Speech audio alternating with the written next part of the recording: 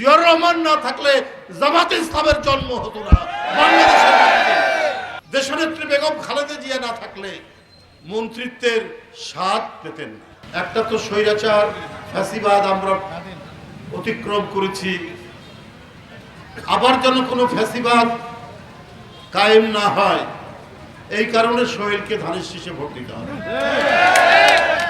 কারণ সেই ধরনের চক্রান্ত কিন্তু এখনো চলছে। নানা ভেলকিবাজি, নানা নাটক, নানা তামাশা।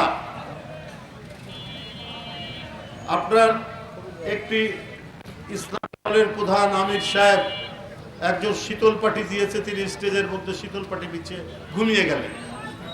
এই সস্তা ভণ্ডামি করে মানুষের মন জয় করা যায় না।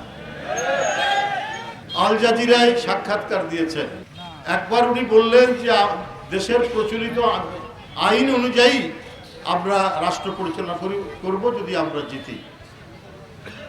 তখন সাংবাদিকরা প্রশ্ন করলো, আপনাদের আপনাদের কি বলে যে মূল যে দলীয় যে শরিয়া আইন দিকে যাবে, তার মানে কোনোটাতেই তাদের কোনো কনসিস্টেন্সি নাই, তাদের কোনো সামঞ্জস্য বোধ নেই, কোনো প্রত্যক্ষ এবং জনগণের কাছে দৃঢ় অঙ্গীকার করার মতো কিছু নেই।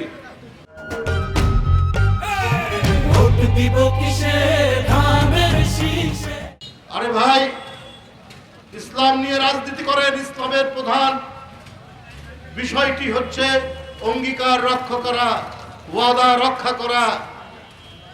চলতে হয় সিরাতুল মুস্তাকিম, সরল সোজা পথে। আপনি আমির সাহেব, আপনাকে দেখছি আপনি যখন যেটা সুবিধা মনে করছেন, কোন পথ দিয়ে, কোন রাস্তা দিয়ে, কোন গলি দিয়ে ঢুকলে পরে ক্ষমতায় যাওয়া যাবে, এর জন্য আপনি দিন রাত কাজ করছেন। কিন্তু আপনার এই কাজের মধ্যে মানুষের কাছে ধরা পড়ে যাচ্ছে আপনাদের আসল চরিত্র, আপনাদের আসল বৈশিষ্ট্য। বন্ধুরা আমার, সোহেল যে দল করে সেটা বাংলাদেশ জাতীয়তাবাদী দল। এই দলের ঐতিহ্য আছে, এর প্রতিষ্ঠাতা ৭১-এর স্বাধীনতার ঘোষক, এর প্রতিষ্ঠাতা ৭ই নভেম্বরের ঘোষণার ৭ই নভেম্বরে তিনি যখন রাষ্ট্র ক্ষমতার পদপ্রদীপের আলোয় যখন আসলেন, তখন তিনি উন্মুক্ত করে দিলেন গণতান্ত্রিক সমস্ত ব্যবস্থা, সমস্ত রাজনৈতিক দলকে উন্মুক্ত করে দিলেন, খবরের কাগজ পড়ার অধিকার উন্মুক্ত করে দিলেন, মানুষের সকল অধিকারকে তিনি প্রতিষ্ঠা করলেন। জিয়াউর রহমান আপনারা না, বরং আজকে আপনারা টেলিভিশন খুললেই দেখতে পায় যে বিষোদ্গার করছেন, বিএনপির চেয়ারম্যান সাহেবের বিরুদ্ধে নানা কথাবার্তা বলছে। কিন্তু আপনাদের এতটুকু মনের মধ্যে কৃতজ্ঞতা বোধ নাই, জিয়াউর রহমান না থাকলে জামাতে ইসলামের জন্ম হতো না বাংলাদেশের মাটিতে। বাংলাদেশের মাটিতে জামাত ইসলাম রাজনীতি করতে পারত। দেশনেত্রী বেগম খালেদা জিয়া না থাকলে মন্ত্রিত্বের স্বাদ পেতেন না।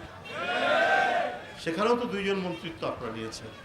এখন বলেন সেই আল জাজিরার সাক্ষাৎকারে যে না, মেয়েরা আসতে পারবে, এমপি টেমপি হতে পারবে, কিন্তু সর্বোচ্চ পদে যেতে পারবে না, মানে জামাতের আমির হতে পারবে না, রাষ্ট্রের প্রধান হতে পারবে না।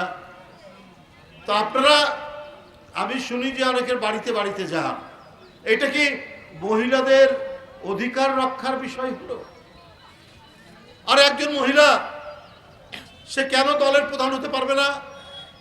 আপনারা যে দলটির সাথে ঐক্য করে মন্ত্রী হলেন, দুইজন মন্ত্রী হলেন, সেই দল বিএনপি, তার চেয়ারম্যান একজন, চেয়ারপারসন ছিলেন একজন মহিলা, তার আন্ডারে আপনারা মন্ত্রিত্ব করেছেন।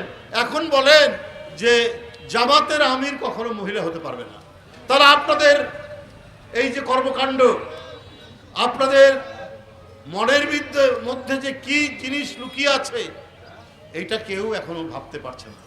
শুধু তারা মনে করে যে কোনোভাবে যদি আগে রাষ্ট্র ক্ষমতাটা পেয়ে নেই তারপরে দেখব। অর্থাৎ তারা যদি ক্ষমতায় আসে, নারীর অধিকার থাকবে না, মেয়েদের অধিকার থাকবে না, মেয়েরা আপনার অফিস আদালত রাজনৈতিক দল কোনো জায়গায় তারা ভালো কোনো পদ পাবে না।